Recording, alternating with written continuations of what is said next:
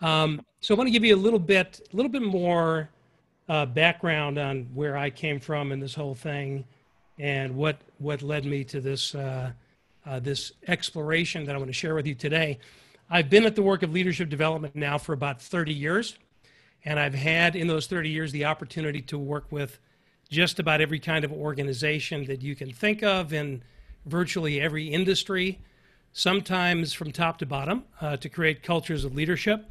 So I've been involved in the study of leadership, the practice of leadership. I've been writing about leadership. I've been coaching leaders for 3 decades, and I am the first to admit that I don't have it all figured out. I'm not here today as the guy with all the answers, not by a long shot. I'm probably more of a student than I am a teacher on the subject, and I've learned incredible things from amazing people for a long period of time now, and I feel very blessed. I've had some great mentors in my life. One of them, you've heard the name mentioned already, Tom Peters. Just do one of these if your camera's on. Just do one of these if you've heard of Tom Peters. And don't be embarrassed if you haven't. Tom is one of the, I don't think it's any exaggeration to say, one of the greatest management thinkers of our day. His original claim to fame was a book called In Search of Excellence, which came out in the 80s.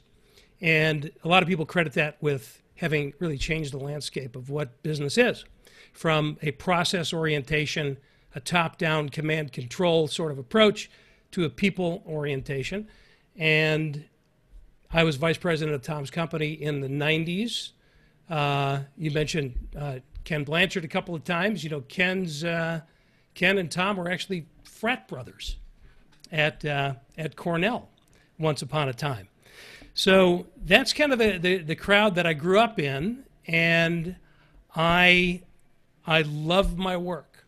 I spend a lot of time speaking under normal circumstances, you know, getting on airplanes and going places. I haven't been on a plane in a while, and therefore I've been spending a lot of time with companies and teams and individuals on this now suddenly ubiquitous Zoom platform. And I have to say, I freaking love it. I really love it. Ironically, it could be more intimate sometimes than a group of people sitting in the same room. Now, I do miss that. I can't wait to get back to it. But one of the things that I've noticed in my conversations with people recently is I'm hearing things like this. Tell me if you're hearing the same kind of things. Now more than ever is a phrase I hear a lot. I think it's also a phrase I tend to use a lot, maybe overuse. But I hear now more than ever, we need love, people need connection, people need support, people need to have the feeling that somebody has their back, people need to get together. Now more than ever, people need kindness. Now more than ever, people need compassion. Now more than ever, people need understanding. And by people, I mean, in this context, people in business, people on our teams, etc. That's what I'm hearing. Now, here's what I find really fascinating about that. It's always been true. It's not suddenly true. And to say now more than ever is one of the ways I hear it couched, but it's like, you know, this is what we really need. We've always needed it. It's just that what's happening now is we're all probably more aware of it than when things are quote unquote normal. We've always needed love. We've always needed compassion. We've always needed connection. Now we have an opportunity to really put that into practice in ways that maybe we haven't before, which is so freaking ironic to me that it's taken for many people physical separation and in some cases physical isolation to really reach out and close the distance. So, you know, in the beginning we were calling this social distancing. And from very early on, that really pissed me off, I have to say, because it's not social distancing, it's physical distancing, yes, but the social connection is now, again, more important than ever. This is the stuff that I've been focusing on and working with for a very long time. So I want to share with you what I've been working with and the things that I've been coaching companies and people on for like I said, you know, more than a couple of days. So I was talking with Ed earlier via email, and asked, do you want this to be a presentation? Should we make it a conversation? Should we do? So we're thinking maybe a little bit of both. So what I'd like to do is I've got I got a presentation to share with you. I got some slides that I put together for you. I'm going to lay this out. But anytime along the way, if you have any questions, concerns, emotional outbursts of any sort, if you just like to dive in and offer an amen or a hallelujah, or tell me that I'm full of it, whatever you want, use the chat bar. And Ed, if I can ask you guys to monitor that, because I am admittedly a terrible multitasker. I'm a unitasker. And if I start getting caught up in the chat bar, to you guys, it's going to look like this. That's not makes for a high quality presentation, right? Right. We've set you up as a co-host too, Steve. So if you have anything on your computer you want to share, you have the access to do Yes, that. I will do that. So I'm going to share. I'm going to share my screen. I'm going to attempt to share my screen. I hit that button too early, and like I said, I've got slides prepared, but I may jump around a bit, and I may do the subliminal slide approach by blasting through a couple of things.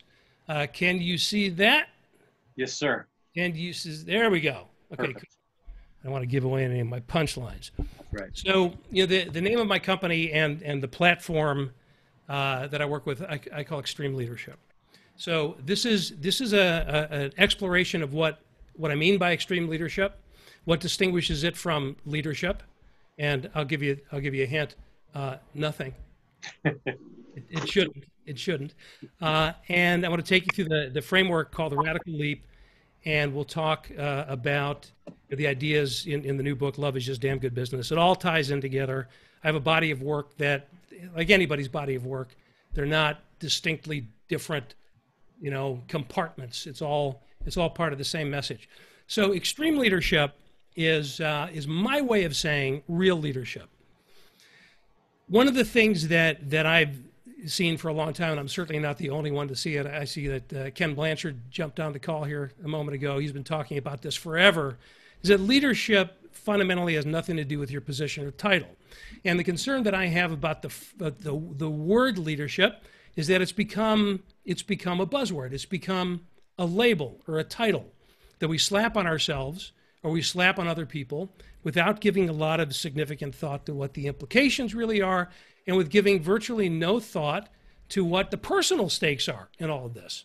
Leadership by its nature is an extreme act because it's about the act of transformation in some way or another. It's taking nothing, turning into something, taking something good, turning into something great. It's stretching and growing our own skills and capabilities as human beings and doing that for the people around us. That's already extreme. So extreme leadership is my way of saying real leadership.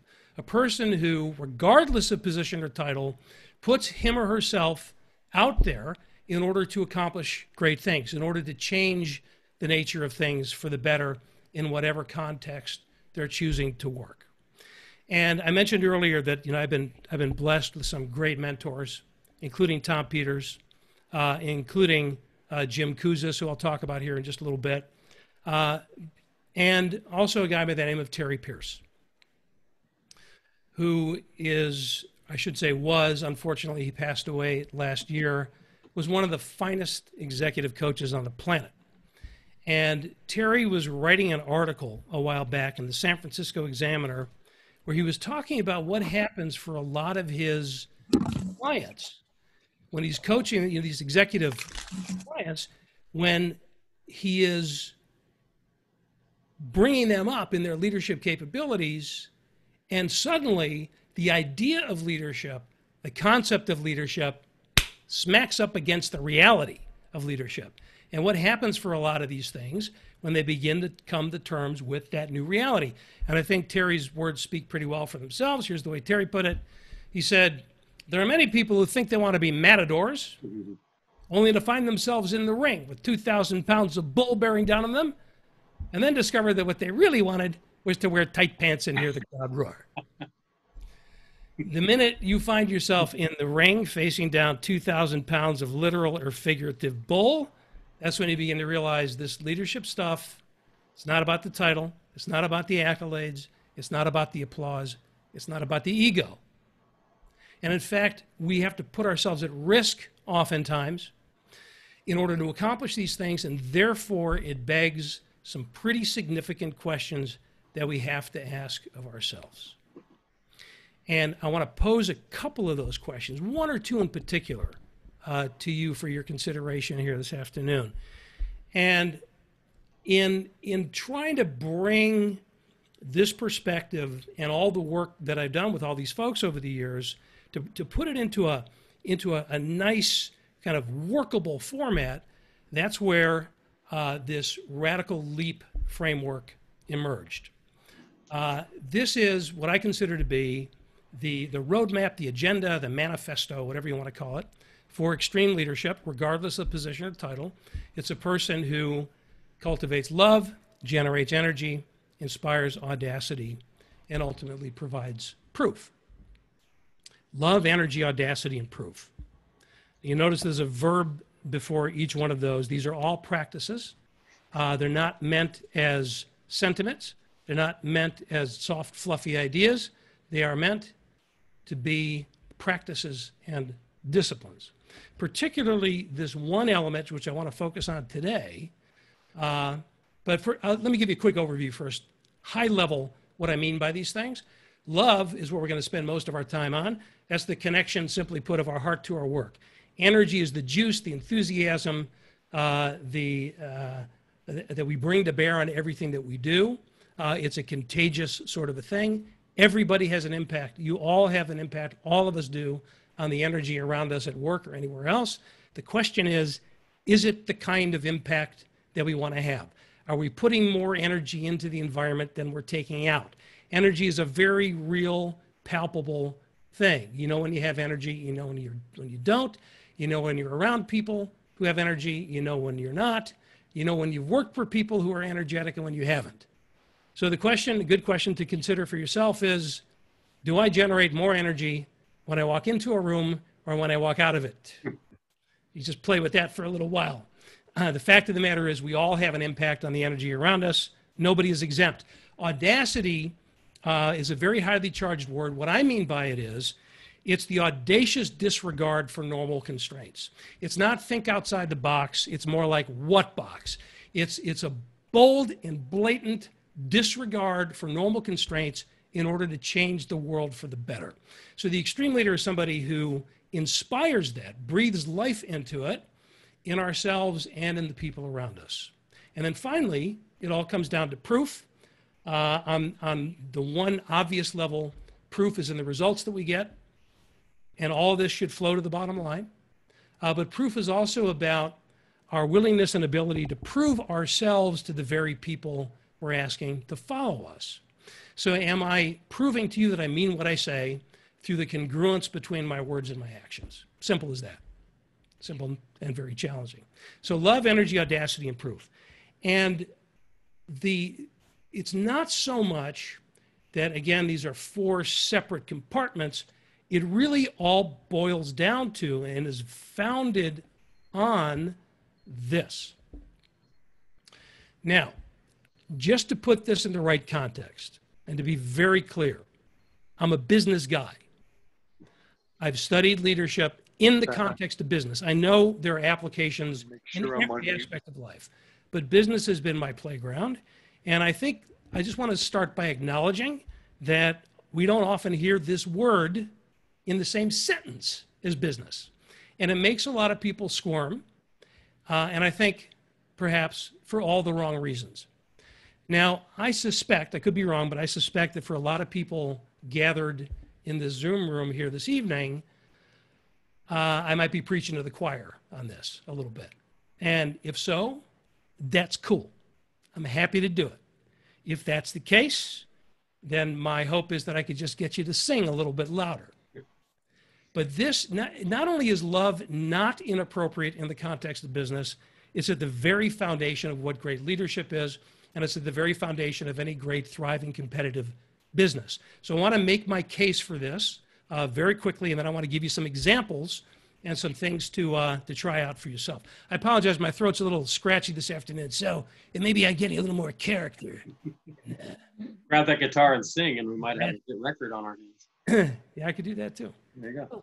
A raspy song for you, maybe later on. So I want to go back to another of my mentors who I mentioned earlier, Jim Kouzes and Barry Posner, also old friends of Ken Blanchard's and friends of a lot of people. So my connection to Jim is that when I was at the Tom Peters Company back in the mid to late 90s, Jim was actually the president of the Tom Peters Company. He's the guy that hired me there. More important, Jim Kouzes and Barry Posner are the co-authors of the body of work and the book Leadership Challenge.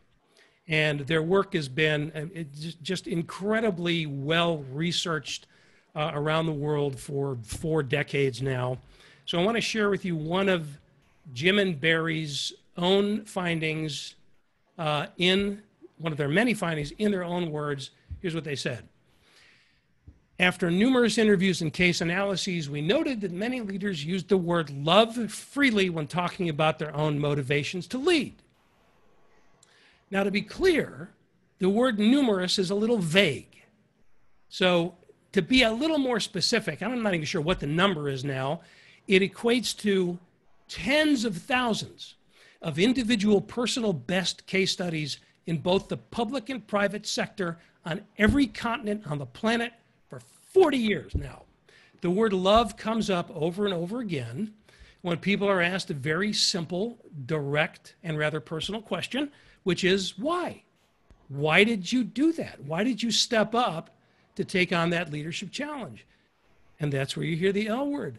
Sometimes you hear the synonyms like care and compassion and passion and concern, but the L word itself is used most frequently.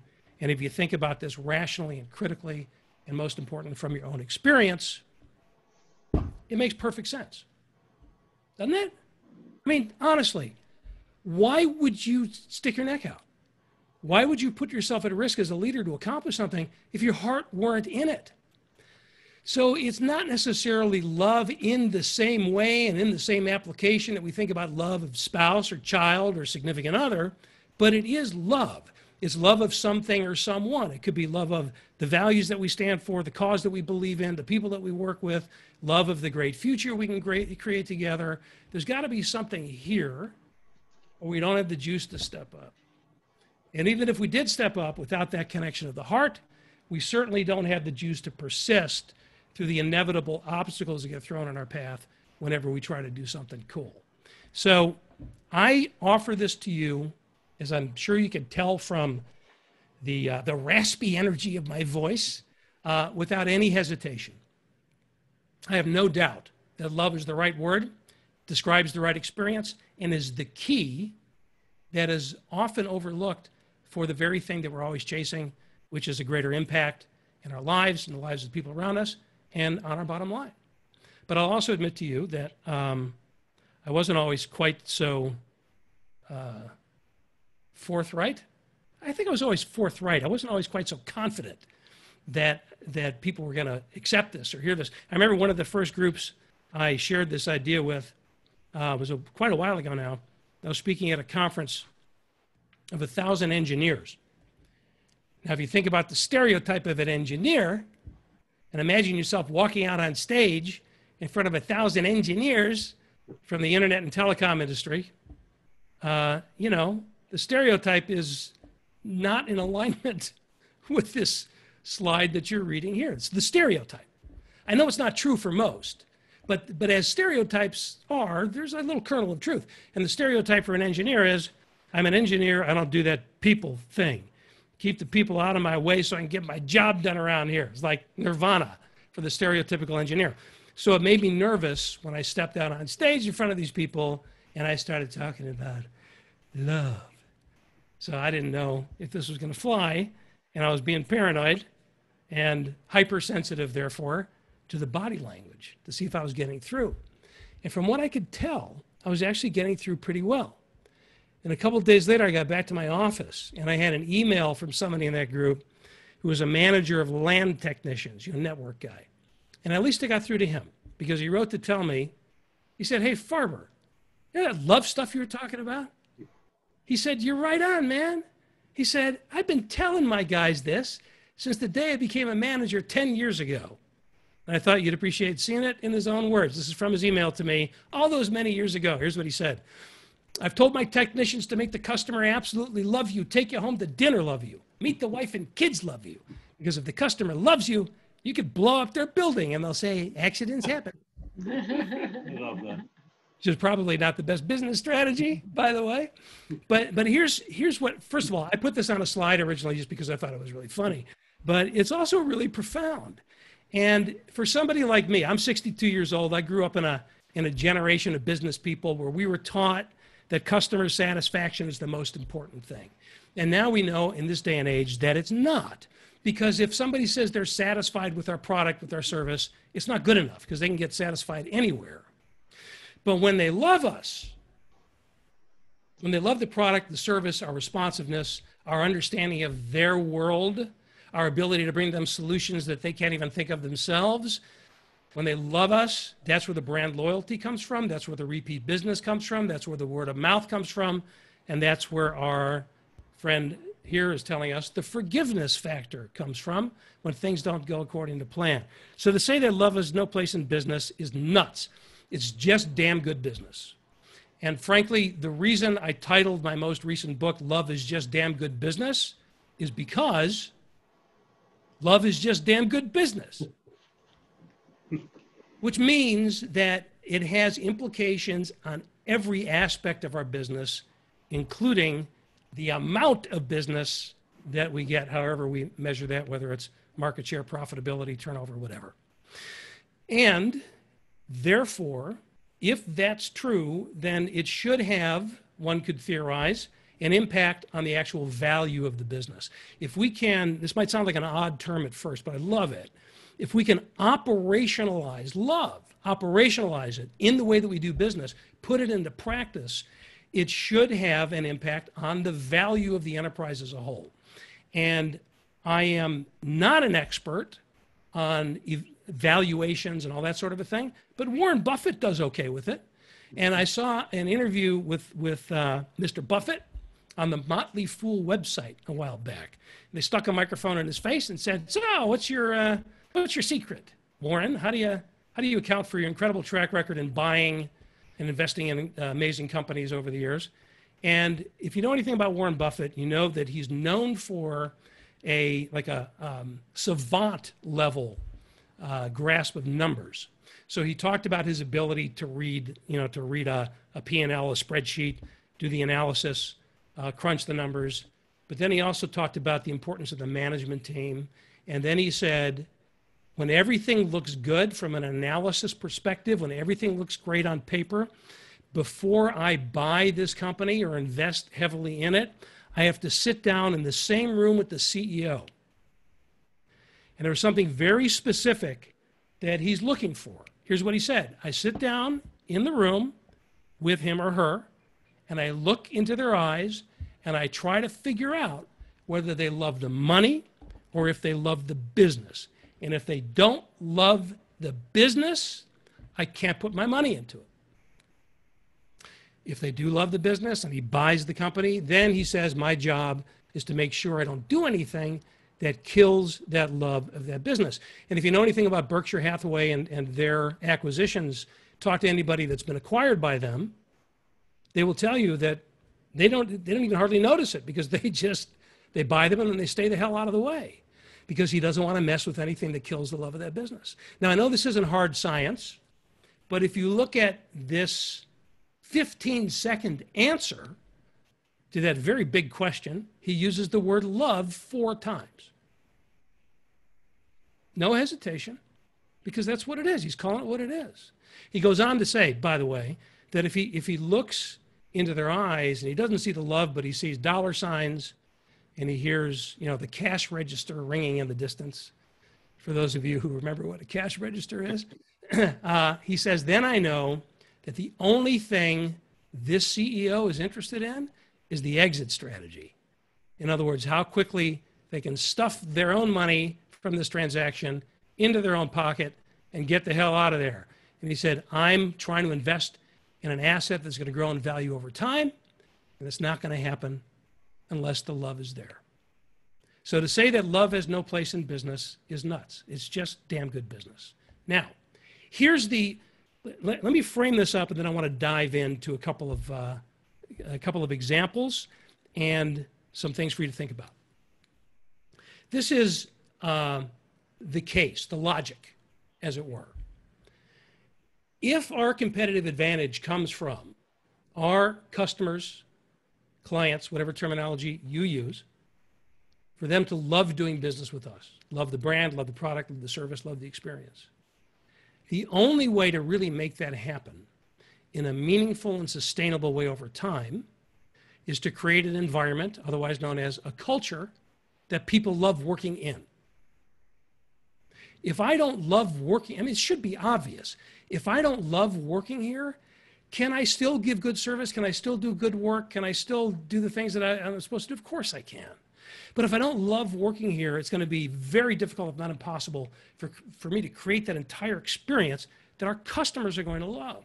If I don't love working here, if I'm miserable when I come to work, it's going to have an impact on every aspect of my life, not just during those proverbial work hours. So we want to create an environment that people love working in order to create the experience that our customers are going to love. Now, if we back that up one more step, there's no way that I, as a leader, can create or contribute to a culture that people love working in unless what? We love it too.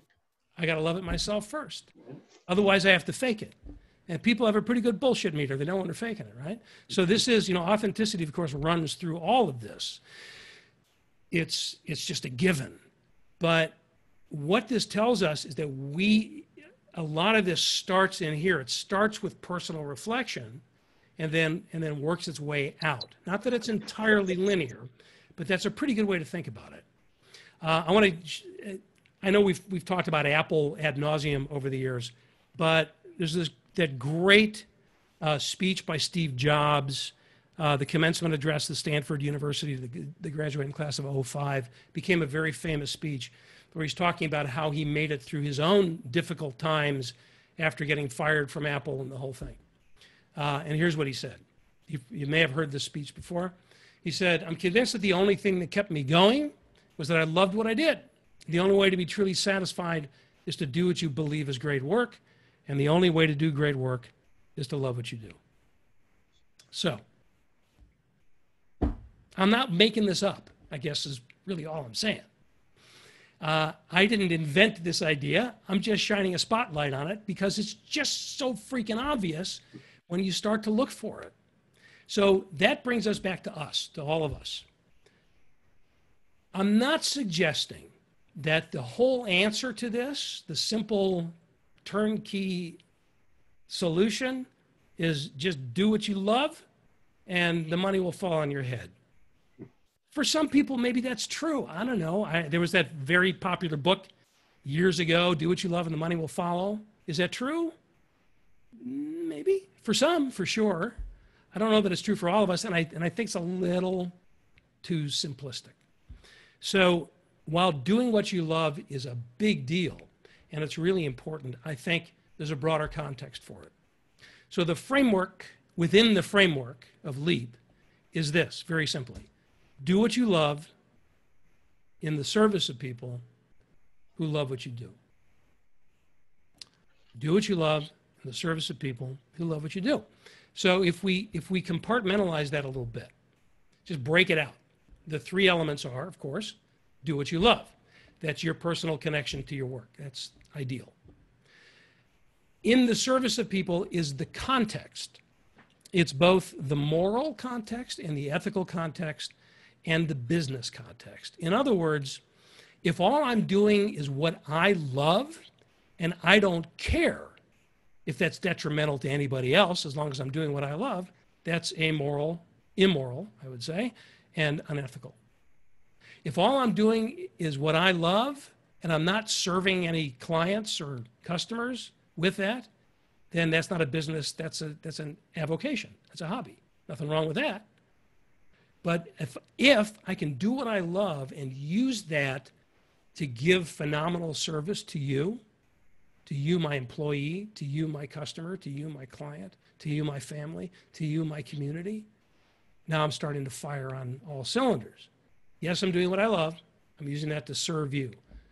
Servant leadership is at the core of this whole thing, of course. Service is an act of the heart.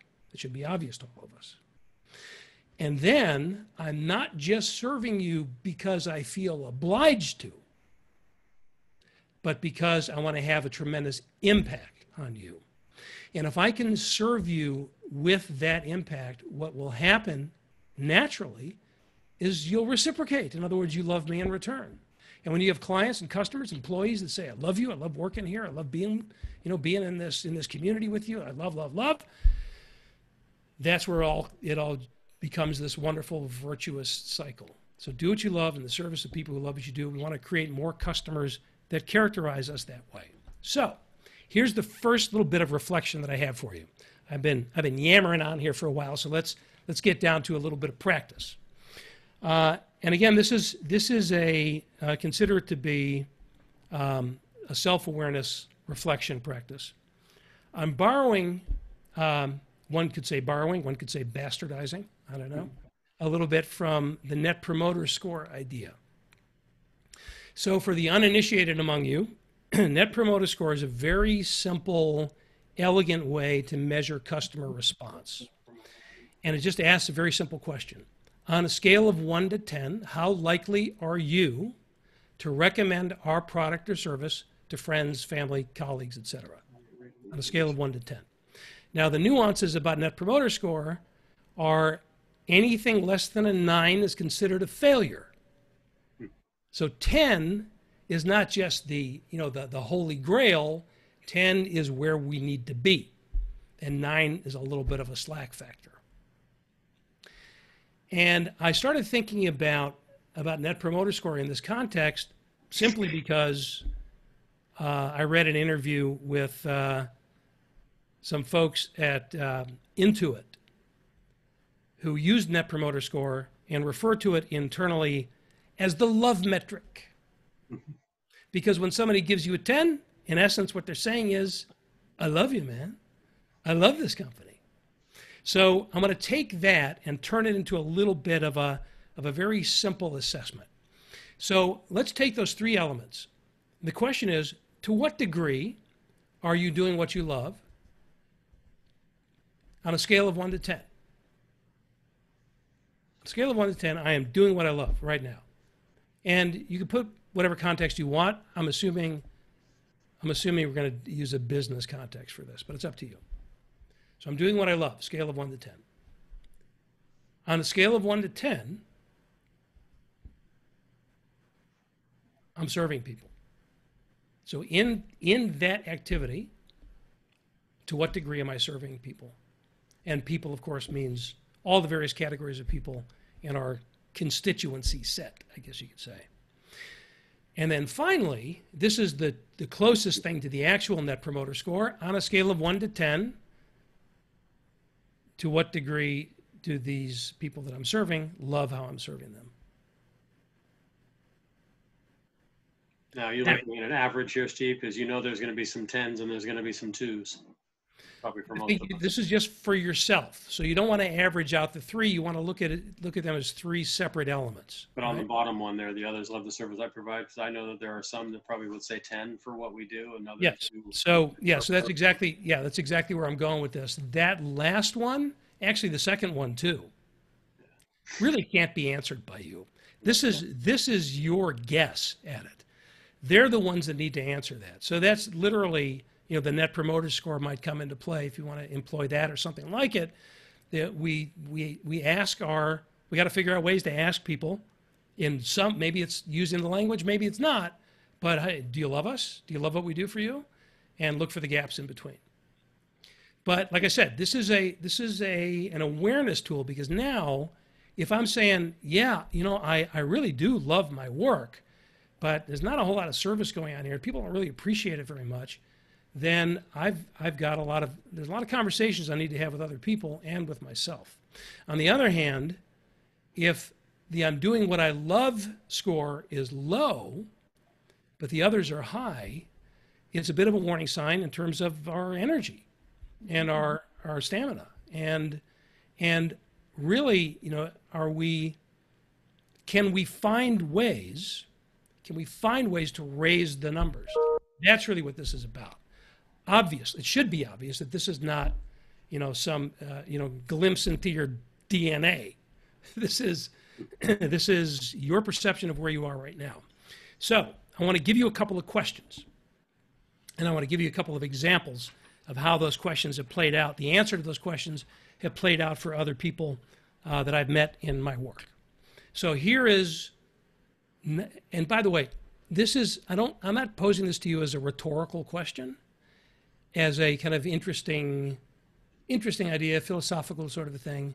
It's a question that I believe really needs to be asked and answered by each one of us. So it's a practice in and of itself. So non-rhetorical question number one is very simple, and it's something like this. What do I love about this work? So if you just gave yourself a 4 or a 5 on I'm doing what I love, then maybe this is a good question. This is always a good question no matter how you score yourself. But what is it about this work that I do love? Can I find something? Have I lost sight of something that maybe I used to love when I first started in this business and I got overwhelmed and I just lost sight of it? Can I rekindle a fire? Can I blow some, you know, some oxygen on maybe some embers that are glowing but aren't in full flame, to speak metaphorically for a moment? So it's a good, again, it's an awareness question, but it's also very tangible. In other words, I recommend that you make a list of the elements, the attributes, the activities, the people in your work that you can honestly say you love, including the people that work for you. Are there folks on your team that you wake up in the morning just grateful that they've chosen to throw in with you? I hope there are plenty. So start with that. And then this is a next step, and where everything springs out of in some way or another. What should love look like in the way that I or we do business? So, you know that there have been companies and are companies out there that talk about this all the time. That love is a part of their brand messaging. It's a part of their marketing campaigns. You've seen many companies over the years that will print up the buttons and the banners that say, "We love our customers," and the customer comes first, and a big banner, and so you walk into a bank, "We love you, we're glad you're here." That's easy, right? And it's not a bad thing to do. Well, maybe it is a bad thing to do if that's as far as it gets. Because the minute you say, "We love you," people are going to test that theory, are they not? So the question then should be, if that's true, what should that look like in the way that we conduct business? So, for example, if you bring your team together, as I believe you should, every so often, and ask a question like, "How can we do a better job for our customers? You know, how can we improve our customer service?" You will get some good answers. But if you ask this question, or a variation on this, which is more like, "How can we better show our customers that we love them?" you get a different quality answer, because it's a much bigger question. So what this question does, contrary to, I think, reasons that people sometimes will dismiss love as a touchy-feely California hoo-ha crap kind of a thing, you know, kumbaya, it's abstract and fluffy. Nothing could be further from the truth. This is hard. This is not soft stuff. This is hard stuff. And what this does is it raises the bar. Because if you and I really love this place, and we're really dedicated to proving that to our customers and to each other, we don't tolerate subpar behavior anymore. We have a lower tolerance for apathy. We have a lower tolerance for people just going through the motions. So this isn't about being nice to everybody all the time and it's okay, I love you, you can do whatever you want. This is about we need to prove that we love this place and we love the people around us, so we need to step up our game. So I want to give you an example. I know I'm speaking a little bit out here, so I want to bring it right in here. And I want to share with you one of my favorite case studies for right now. I know these guys really well, and they just keep building on their success. It's a story of a company called Trailer Bridge. So Trailer Bridge is a shipping and logistics company, not a very sexy business. They ship stuff primarily from the mainland to Puerto Rico, Dominican Republic. Their corporate headquarters are in Jacksonville, Florida. And so, you know, shipping and logistics is their thing. Now, I will tell you, I'm not speaking out of school. They were an awful company. They were terrible, and they'll tell you that themselves. They were a toxic place. They've been around now for about 30 years. But not all that long ago, they were the low price place to go. In other words, they were very much a discount shipping place because their service was so terrible, it was the only way they can get customers. The turnover rate at the company was through the roof because people hated working there. They spent tons of money on recruiters because they had to have people work there. And every way that you measure customer service was in the tank, and therefore every way that you measure financial performance was also in the tank, and they went bankrupt. And as they emerged from bankruptcy, they burned through 4 CEOs in 2 years. If you can imagine that. They burned through 4 heads of HR in the same period of time. And it was like, you know, who's next? Whose turn is it now for the chopping block? And one day the board came to a guy named Mitch Luciano, he was on the management team. He'd been there for a while, had a great reputation. And the board said to him, we would like you to take over as our next CEO and turn this place around. And here's what you need to know about Mitch. He was a love guy. So Mitch had been studying this whole body of work that we've been talking about here. He had read The Radical Leap back in 2004 when it first came out. He'd been a practitioner of cultivating love, generating energy, inspiring audacity, providing proof. This was his thing. I had never met him at this point. But it became part of his leadership approach. So when the board tapped him on the shoulder and asked him to step up, he said, okay, now is my opportunity to have an impact on this company, which he really believed in. And he believed in the people. And he believed he could do it, even though all evidence pointed to the contrary, given the previous 4 people.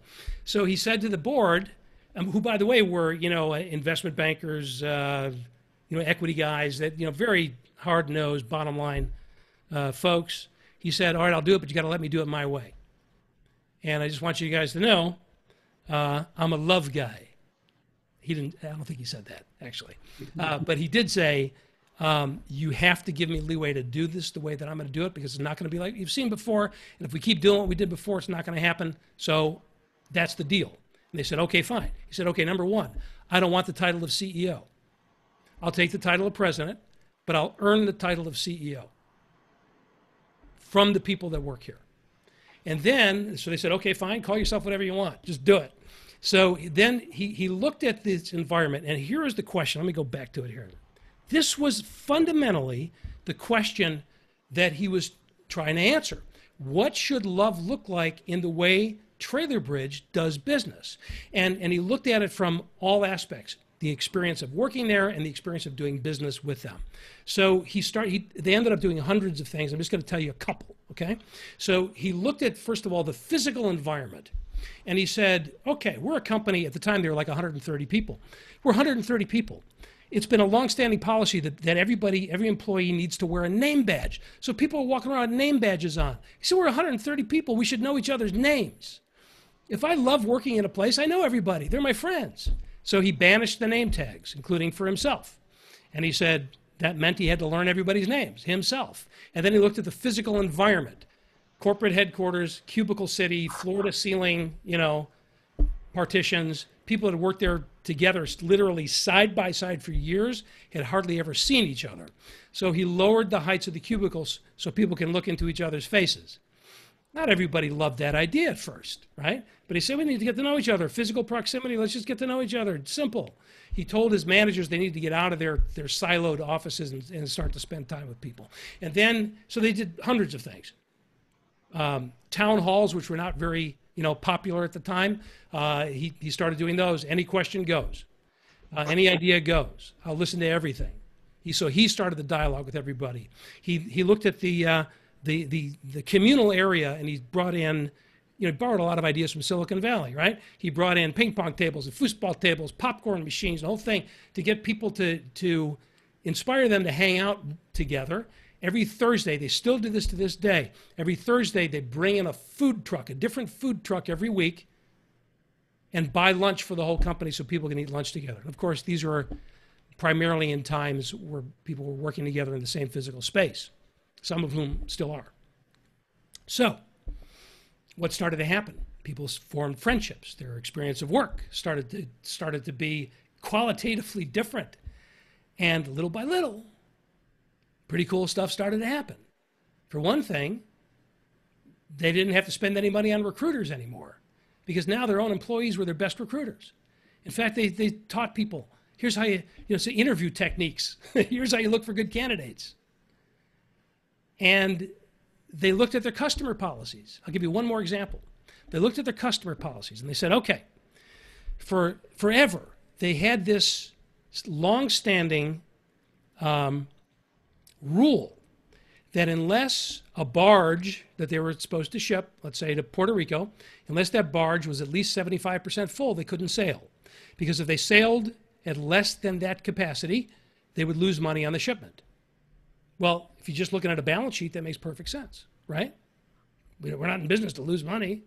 But if you look at it from the customer perspective, it's a totally different picture. I'm shipping a car to my family in Puerto Rico. I'm telling them it's going to be there on a particular date. It never ships. I call the company. How come it's still sitting in the harbor? Well, we didn't sell enough space. What? So the question that he asked was this. If we loved our customers, what would we do under those circumstances? And if you ask the question in that way, the answer is pretty obvious, isn't it? What do? You sail. And they did. They started doing that. And at first there was a bit of a gulp factor because, yes, they would lose money on that shipment, but that and the quality of service that started to go up and the reputation started to spread, they never sail. I'm going to fast forward now to some of the punchlines. They're always at least 98% full, 98 to 100% full, every shipment now. But that's just the beginning of it. So here's a couple of other accomplishments since operationalizing love. They were voted #1 best place to work in Jacksonville in 2017. They were #2 best place to work in 2018, which really ticked off the employees because they felt they should be #1. I just talked to them 2 weeks ago. This year, they're in the #1 spot. Again, best place to work in Jacksonville. Customers are choosing them for service. They're winning all kinds of awards. And these are the numbers I really want you to pay attention to. Earnings from 2015 to 2017 were greater than the previous 23 years of the company combined. And then 2019 was the greatest revenue year in the history of the company. And it goes on and on. And if you talk to Mitch, which I recommend you do, by the way, he's a great guy, he will tell you it's because they created a culture of love. So, don't tell me that love has no place in business. It's just damn good business. I want to give you one more example, and then I want to give you a chance to ask any questions and all that you might have. But I want to take this from this is an organizational perspective. Let's also look at it from a personal perspective. In other words, what can you do? What can I do to show my customers that I love working with them? And by the way, let's interpret the word customer internally as well. So if you consider your employees to be your internal customers, the same question applies, okay? So how can I show my customers that I love them? And do you do that no matter what the circumstance is? So I'm going to give you a striking, what I think is a pretty striking example. I don't know if any of you ever delivered pizzas when you were a kid, back in your ute. But if you did, or if you can imagine driving around with a car full of pizzas, you probably weren't saying to yourself, I'm going to do this for the rest of my life. This is the greatest career opportunity a person can have. That's not why people deliver pizzas. They deliver pizzas to make extra cash, right? Well, I want to tell you about a guy named Joe Jaros. Joe Jaros is from Ohio, and he delivered pizzas for a company called Marco's Pizza. Joe was an incredible pizza delivery guy. He loved his customers. If you were to ask Joe what he felt about his customers back in the day, he would tell you that he loved them. No hesitation. If you asked Joe back in the day, do you think you're going to deliver pizzas for the rest of your life? He would probably have said, hell no. But what I'm doing, I'm doing full on because I love these people. So how did he show it? This is the question. How did he show it? Well, for example, if you drive up to a house with the pizza, walk up the walk to the front door, and if he noticed that the light bulb on the porch was burned out, what do you think he would do? He'd change the light bulb. Not because it says in their employee manual, change burnt out light bulbs, but because that's what you do when you love somebody. Change the light bulb, deliver the pizza. That's what he would do. And he lives in Ohio, and in Ohio they have this thing there, I understand, it's called winter. And occasionally, you know, when he's delivering a pizza in the winter, there'd be a snowstorm. And if he arrived at a customer's house and he saw that the walk was snowed over, what do you think he would do? Shovel the walk. Shovel the walk, deliver the pizza, change the light bulb, deliver the pizza. And yes, he actually carried around light bulbs in his car because apparently burnt out light bulbs are fairly common. So he just kept an inventory, he kept the shovel, and that's what he would do. Now, what do you think started to happen? Well, people would call Marco's, and they would order a pizza, and they would also order Joe. I'd like a pepperoni and mushroom, and please have Joe deliver it. Well, of course, that caught the attention of the owner. It's a franchise operation, right? That caught the attention of the owner, and he was so impressed with Joe, and he got to know Joe and saw what he was all about, he made him a partner in that store. Now, fast forward the clock, just a few years later, not that many years later, Joe Jaros owns, I think at last I heard from him, 8 Marco's stores. And one that he recently opened up in Florida. He had an employee who was very much cut from the same cloth as Joe. He made her a partner in their store. Now, I want to tell you a little PS to this story. Also in Ohio, once upon a time, there lived a little old lady. I don't think she lived in a shoe, but she lived by herself. And she fell down one night. She wasn't hurt terribly, but she was scared. She made it to the phone. She called an ambulance. They came, they picked her up, took her to the hospital, fixed her up. She was fine. They're getting ready to send her home. And they asked her who they should call to pick her up, you know, friends, family, and all that. And that's when they discovered that she had nobody. She was alone on the planet. She had no friends, no family, and therefore nobody to call. There was one phone number that she knew by heart because she called it a lot. And that was her local Marco's Pizza store, where she got her dinner from several times a week. She said, this is the only number I have. So the folks at the hospital said, well, I guess that's all we got to work with. It's a little unconventional, but so they called the Marco's store, explained the situation. We have this lovely lady here. You know, she needs some help. I know this is kind of unusual, but can you guys help us out? And without hesitating, they sent one of their guys to the hospital to pick her up and deliver her home. Now, it just so happens that that store where they did that without hesitation is one of the stores owned by Joe Jaros. So you see what happened here is here's a guy who started by asking the question, what can I do? Became part of who he is. And as he stepped into a leadership role, he created a culture that created that kind of unhesitating willingness to help a customer in need. Starts with one person who loves people. Now, I want to tell you a parallel story. I know for some of you, depending on where in the country you are, you're coming up on dinner time. It's another food story, so I hope it's not torturing you too much. But I met a guy a few years ago by the name of Brian Stevens. Brian Stevens, when I met him, had a great reputation in the branding industry. He'd been in the food world for a long time. He had a very storied career at Yum Brands. He was a branding legend. Have you ever been to like a Taco Bell? You see Pizza Hut, Taco Bell under the same roof, that co-branding thing? That was Brian Stevens' brainchild. But in the beginning of his career, when he was in his early 20s, he started out as a dishwasher at the Holiday Inn, or the Howard Johnson's, I think it was, in his local town in Indiana, his hometown. He wasn't planning on being a dishwasher for the rest of his life, but he wanted to get into the food industry. He just had an affinity for it.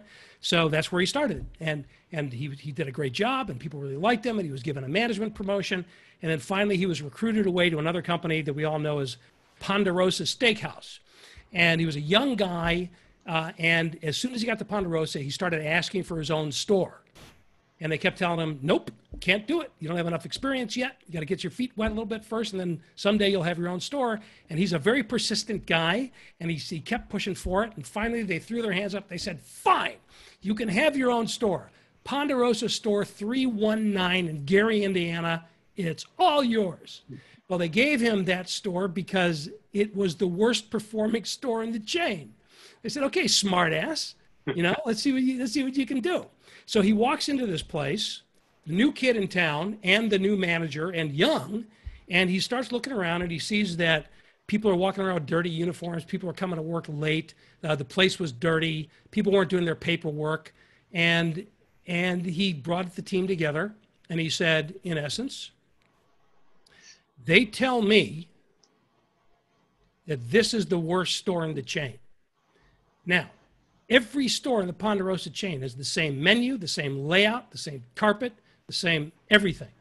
So when they tell me that we are the worst, what are they saying? That we are the worst people in the chain. Because that's the only difference. I don't believe that's true. I believe we can go from worst to first, and I believe we could do that in 2 years. That was his rousing speech, right? But then he started to ask a really simple question.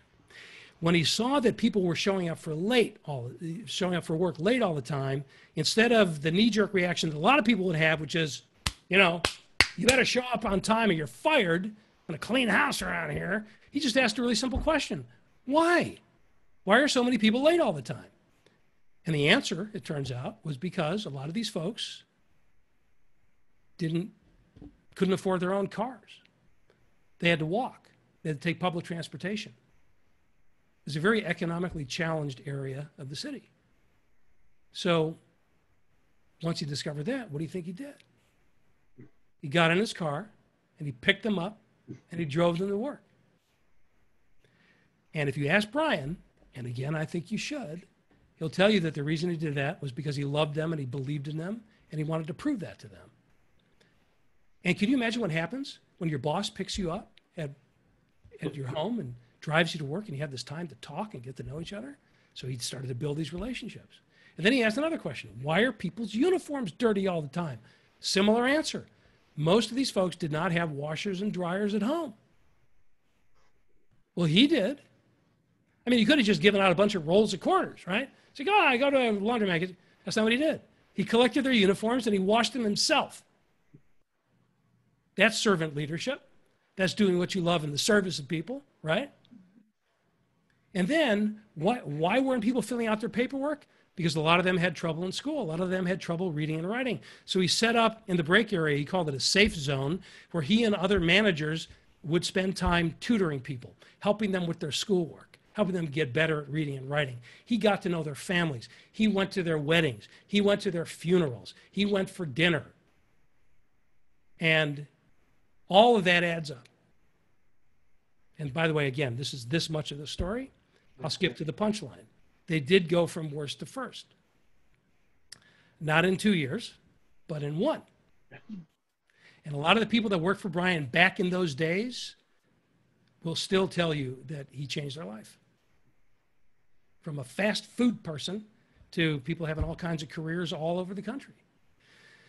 When I met Brian, yes, he was already a legend in the branding industry, but he was also doing something else. When I met Brian, he was the president of Marco's Pizza. So Brian Stevens, way back when, as a dishwasher in Howard Johnson's in Littletown, Indiana, started out on a trajectory that created a series of cultures, that created a guy and encouraged a guy like Joe Giros, who was now doing the same thing for the people that work for him. So please don't underestimate the impact that you have in whatever you do. This is what legacy is. You know, our impact goes way beyond what we can even consider in a moment. But it comes down to starting with cultivating love. What should love look like in the way that we do business? And if we get this down, the rest of this LEAP framework takes care of itself. Because in essence, love generates energy, love inspires audacity, love requires proof. And that's what those the wonderful stories, cases of Trailer Bridge, Joe Giros, Brian Stevens, and countless others show as true over and over again. So I do have a last idea that I want to share with you. But before we do that, I would love to take any questions, comments, concerns, or emotional outbursts that you might have at this juncture. And then we'll wrap it up with one last thought. If anybody has a question, go ahead and just unmute, raise your hand. I have a couple, but I'll save mine. Ken Blanchard, unmute yourself, sir, and then feel free to chime in. There we go. Yes, I just wanted to give you a 1 minute praising, Steve, because you're so on to it. You know, I've said for a long time, love is the answer. What is the question? And you're on to it. And when's your book coming out? The book came out in September. Did? Okay. Well, yeah. I got to get onto that and get the word out about it, because that's fabulous. That's all I wanted to say. Thank you, Ken. You're an inspiration to so many, and that it made my day. I appreciate that. Amen to that. So, Steve, one of the questions that I have, working with family-owned companies, the topic of love does come up, actually, believe it or not, from time to time. And I've heard some family business owners say, how do I get my people to love this company and love my employees and love my customers the way I do? And the 1 second answer is, well, they're not owners like you are. You know, it's easy for the owner to love it because it's yours. What advice do you have, or what have you seen besides the stories that you've just shared, where you've seen some evolution in that, where it's easy as the owner to love it because they own it, yeah, but to get their people to love it as well? Yeah, it's a great question. You know, I've had some experience, not as much as everybody on this call has had with family-owned businesses, but a good amount. And isn't it interesting that even in a family business where you have several owners running the company, you still can have that issue, right? So the answer isn't as simple as give people ownership. Yeah. Because sometimes with the ownership it comes a great deal of stress and anxiety, and in some cases a flat out hatred of my fellow owners. So exactly. I think that's right. Yeah, That's right. The dog wants ownership. I couldn't have said that better myself. Joey wants ownership there, Ken. So so ownership is not, it is the easy kind of answer, but it's not necessarily the truth, right? But there is a sense of ownership that doesn't have to accompany actual ownership, although that's a great thing to do. If you could figure out a way to spread literal ownership around, it's a great thing to do. But purely extrinsic rewards don't often do the trick. So it comes back to, can I create an environment here that, regardless of where people sit in terms of their responsibilities, their ownership, whether they're even part-time, full-time, whatever, where people feel heard, where they feel valued, where, because they are, not just feel valued because we're manipulating it, but because we actually value them, and then see where that takes you.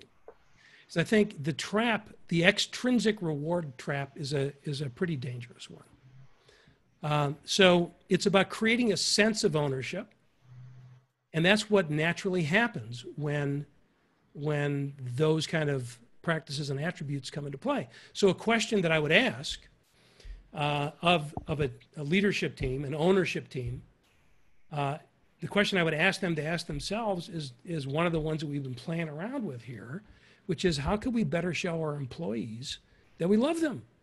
Yeah. Start with that. Instead of saying, how can we get them to think differently? How can we show them what we really think? And what that's going to reveal is, again, it's the authenticity question. If I ask the question, how can I better show my employees that I love them? Well, I don't. So does that mean I have to fake it? No, that means I've got to find an entryway in. If I don't, I'll share one other quick Brian Stevens story with you just along these lines. When he was at Yum Brands, his mentor gave him this great new position, and he said, you have carte blanche, you can do whatever you want. Run the team however you want. So the first thing Brian did was he came back to his mentor and he said, I want to fire, I can't remember her name, let's call her Anita. I want to fire Anita, executive assistant. And he said, well, it's your team, you can do whatever you want, but why? He said, I don't get along with her, it just doesn't seem right. He said, okay, fine, do whatever you want. He said, just one thing. Before you fire Anita, just answer me this question. What's her dog's name? He said, I don't know. He said, why don't you go find that out and see what happens? And of course, when he walked out of there, he knew he wasn't just asking him to find out her dog's name, but he realized he didn't know her. So he sat down with her and he said, I want to start over, blank sheet of paper. Let's just get to know each other. He ended up working with her for like 20 years. Nice. So to start with the question, if it's like, if the knee-jerk reaction is, I don't like them, I don't love them, they're okay, chances are pretty good it's because I don't know them. So start with that and see where that takes you. I see Sally has her hand up.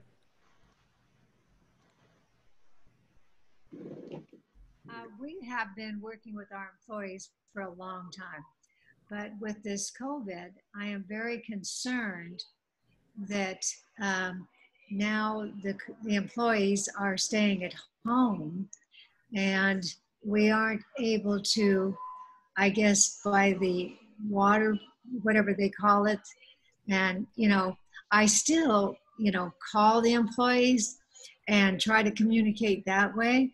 But I get concerned that it's a lack of, togetherness, or I guess what you call love. And if it keeps going on and we don't get to go back to work, I just get very concerned because no matter how much you try and make contact with them, if you don't have that physical, it's very hard. How do you deal with that? Yeah, so first of all, I agree 100%. Nothing is ever going to take the place of physical proximity, face-to-face, right? But see you, Judd. but the thing is, that first of all, let me ask you a couple questions. So if you can unmute yourself just for a second there, Sally. How many employees do you have in your company? Well, there's that we deal with, or? Well, the employees you were just talking about, how many are they? Well, immediately around me, we have 6, but in total, there's a couple hundred. A couple hundred, okay. And so here is the a couple of perspectives on it, and maybe a couple of things to experiment with. Okay, first of all, the perspective is that we are not. Let's just be clear about this. We're not in a new normal. We're in a new abnormal. It is not going to be this way forever. We don't know how long it's going to be this way, but it's not going to be this way forever. And we will get back to people sitting in the same room, breathing the same oxygen, the same virus-free oxygen. That is going to happen. So the question is, what can we do now to show the love, to keep people engaged, to make sure they know they're supported and not isolated, and then also drawing their eye towards the future. Because I think what happens a lot of times when we have this kind of challenge that we're all universally facing right now, we have a tendency to think that, we have a tendency to forget about things like vision, things like the future. Like, what is it that we're trying to create? What is our purpose? What's the meaning behind the work that we do? These are always important questions, and right now we have to remind people of it. So to have some conversation about how can we use this time to prepare for when we're back to a more ideal kind of physical environment. That's one idea. A much more simple idea, and it's not either or, I think it's probably both and. Maybe consider, if you haven't done this already, consider getting on a Zoom call with some of your employees every so often. Carve out a piece of time that in your calendar, maybe once a week, maybe twice a week, and all you're going to do is reach out to your employees, maybe randomly selected employees, have a Zoom chat with them, Zoom because you could see each other face to face, with no agenda, just to say, I'm just checking in on you. Tell me about yourself. Tell me about your family. Tell me what you're doing. Tell me what you're afraid of. Tell me, and just create that connection that way. Because what will start to happen is, I mean, you could actually touch everybody in your company that way, and not just you, but the other folks in your senior management team. I would recommend everybody do something similar. And what starts to happen is not only does that individual in that moment feel incredibly valued and important because you've taken the time to do that, but then word starts to spread. It becomes part of the folklore. They start talking to each other. You know that Sally just called me the other day just to say hi? And we just chatted for 10 minutes, for 15 minutes. It'll be fuel that people will run on forever. So that's another idea. The other is, consider, if you're not doing it already, consider having some group activities along the same lines, where you're just, having a little social hour via Zoom. It's an ironic thing, but I mentioned way early on in our talk here today that oftentimes a Zoom meeting can feel even more personal than a live meeting, because we're all face to face. You put it on gallery view, we're all looking at each other's faces. So just a few things to try. I'm short answer challenged, by the way, so you know. Steve, it's interesting. I talked to a buddy of mine about a month ago.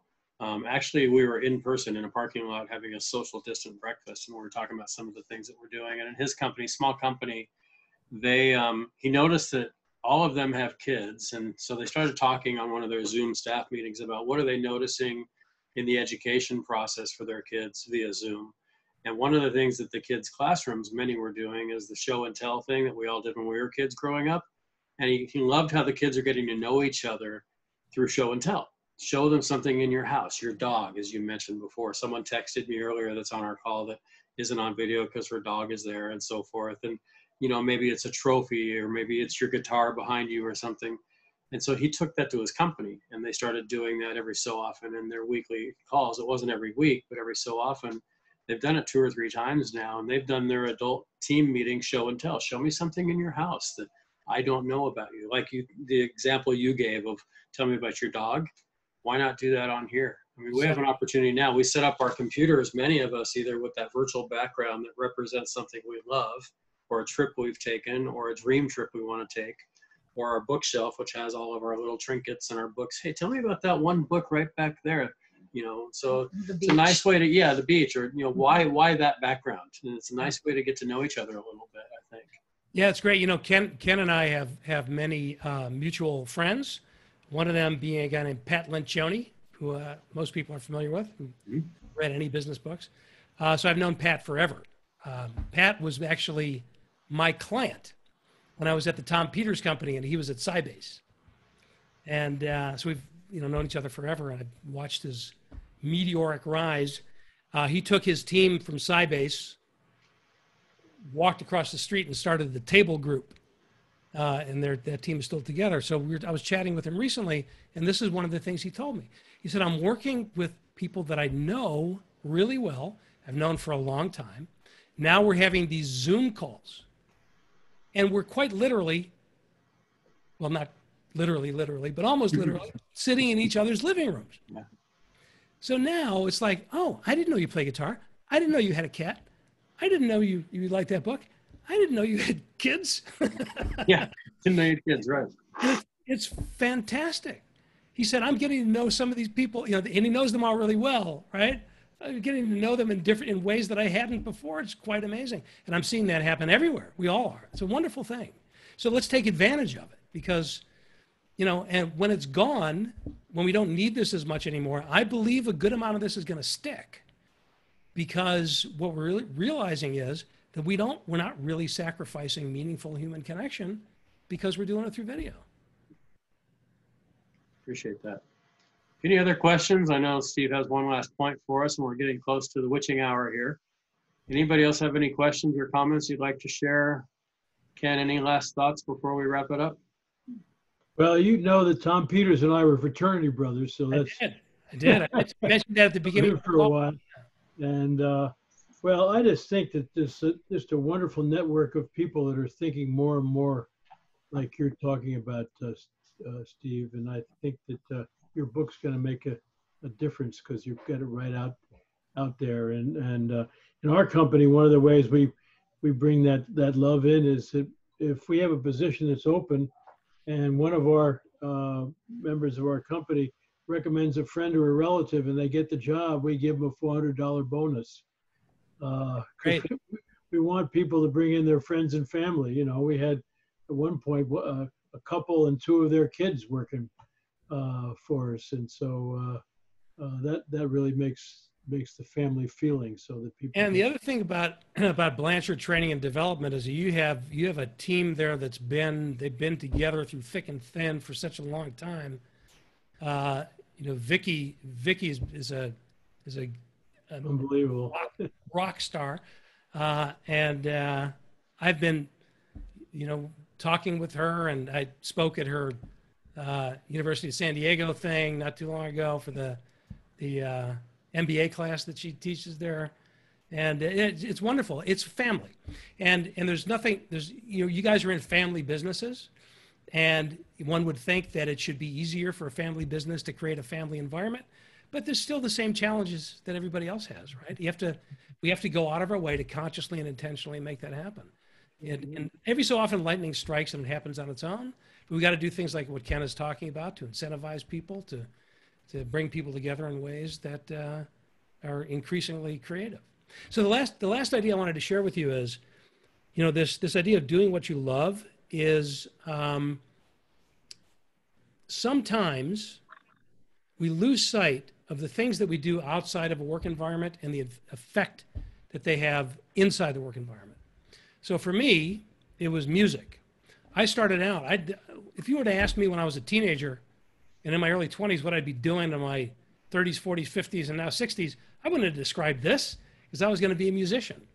And I gave up music because I needed to make a living. And I needed to, feed people. And I couldn't figure out a way to do that with music. And for many years, I completely gave it up because it was so painful to leave it behind. But in recent years, I started bringing it back more and more. I always played. I always, but not with other people very much. But over the last few years, I've brought that in more and more. And I've actually started to integrate it into the work that I do. So in a lot of my keynotes, I use music. And I have some music collaborations in a leadership context that are really incredible. And what I'm finding is that I'm not alone in that, and not just in music, but I talk to so many people who once upon a time did something that gave them great joy. Maybe it was music, maybe it was writing, maybe it was acting, maybe it was gardening, maybe it was knitting, I don't know. But they gave up on it for all the wrong reasons. They gave up on it because they didn't think they were good enough to make money. They gave up on it because it started to feel frivolous because they had more important things to do. And before they know it, that whole part of their self is gone. So I would encourage you that if there's something that you loved, past tense, to do, that you gave up on for whatever reason, bring it back. And not just for the obvious reasons, In other words, because it'll bring you more joy and more love, but because I believe you owe it to the people that you're leading to bring that back for yourself. Because that's where your energy comes from. That's where your raw material comes from to be able to spread that love around. So I'd encourage you to have the same experience that I've been having recently, and you'll know it right away. You'll feel it right here, and it'll boost your energy in everything that you do. I appreciate that, Steve. I actually saw one of those videos that you did recently. I was going to share, it was in my notes to share early on, that you took a team from a company with a couple of musicians, and I forget their names, and you've probably done it a lot, so you may not be able to pull the same one I saw, but had the team together on Zoom with these musicians write a song. Yes. From the beginning of the meeting where they didn't even know they were going to do that to the end where they actually had a really cool song. That was a really great process. Yeah, so that is, that's my friends, the brothers Corin, Okay. who toured with Pink, Coldplay, Rod Stewart, Bon Jovi, and they're amazing. And we have a program that we do together. We call it Your Big Leadership Voice, where we literally from scratch will take a team of people, and we've done it with as many as 150 people, 200 people, and from scratch write an entirely original song together. And it is, I've never seen anything else like it. I know I'm biased because I'm involved in it, but I just haven't. And the song that gets created is always great. It's not like some, little jingly thing. It's like a real freaking song. So I'm gonna put the link to the video in the chat. Excellent. So there it is. I encourage you to take a look at it. It's like a 5-minute overview video. I think that's the one you probably saw. Yeah, Ed? I'll send that out along with this video when I send it out to everyone today. Yeah, and listen, if You've seen Ben Zander, I'm sure. Sure, yeah. He's just unbelievable. He taught our company how to sing Happy Birthday. He said most people when they sing Happy Birthday, and now it's Happy Birthday to you. Everybody said, let's give him the Ben Zander, Yeah. No, Ben it was incredible. Ken, take a look at this video. I would love to do this with you guys. Yeah. Oh my God, it'll blow your minds. That's great. And yeah. So just have a look and we'll talk about it. You said it's 5 minutes? Yeah, it's about 5 minutes. If anybody wants to stay on, I'm happy to just show it right now. Show it. Yeah, I'll show it. I'll click on it and I'll share my screen. Give me 1 second here. I'll pause it, share my screen, and then I'll come back. Cool, thank you. All right, yeah, you bet, absolutely. And then we'll wrap if anybody has any other comments or anything at that point. All right, let me close up this and I'll hit play. Hopefully everybody can hear it.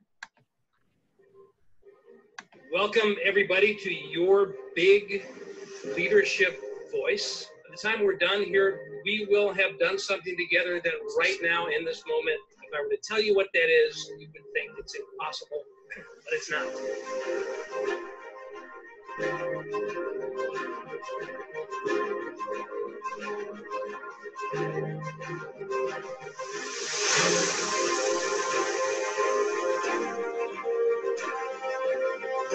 They toured and opened for Pink and Coldplay, and Rod Stewart.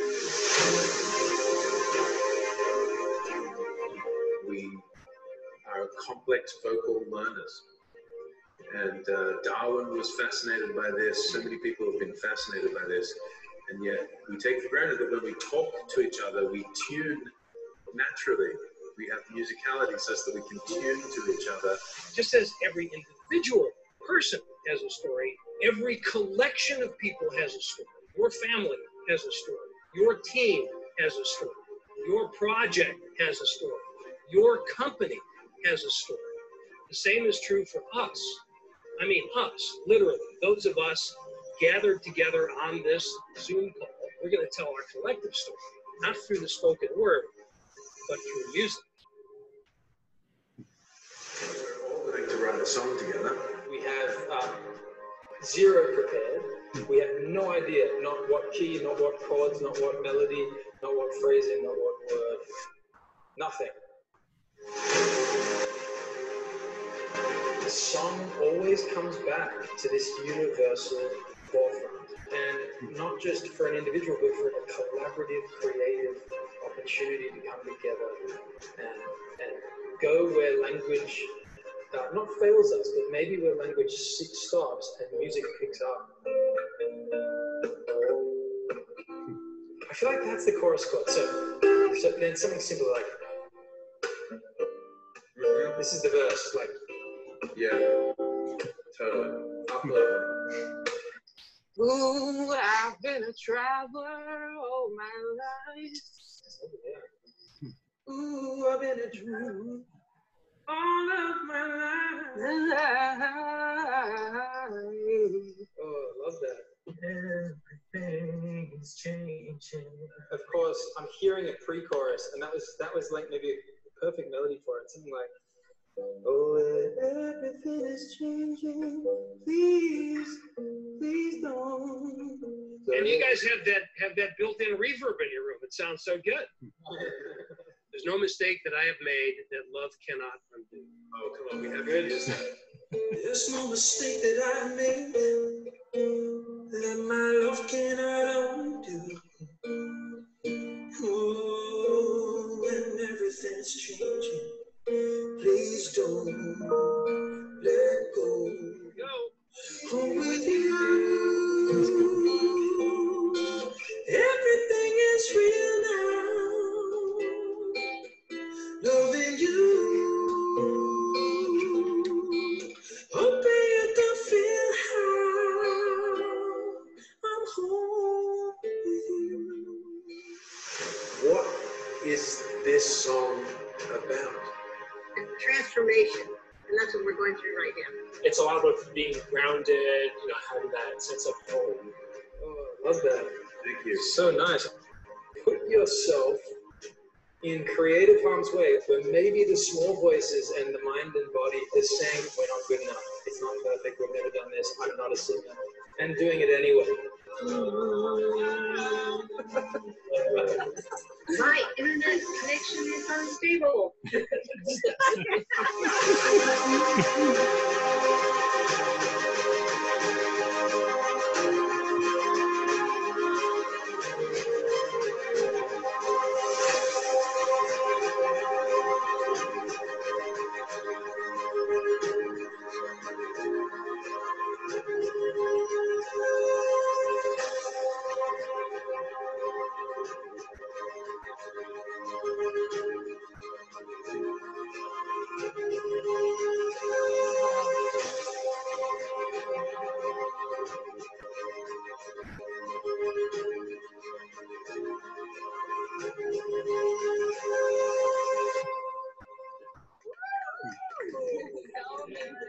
That's what your and our big leadership voice is about. It's understanding that each of us individually has a big voice to share, and that collectively our voice is even bigger. And our big part of our role as leaders is to bring out that collective voice no matter how we do it.